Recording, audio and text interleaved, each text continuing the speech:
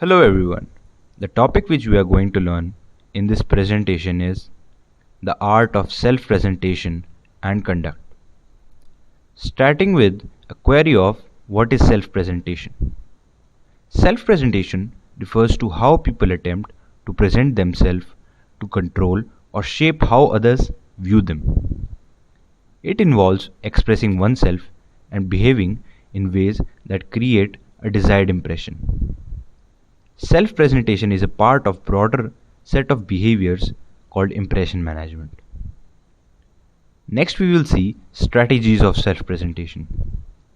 Jones and Pittman propose that individuals typically use 5 self-presentation tactics: self-promotion, ingratiation, supplication, intimidation, and exemplification. Moving on, how to conduct. The basic meaning of phrase govern yourself accordingly is to act in accordance with the demand of a document, such as sending money or contacting a lawyer. Thank you learners for listening attentively.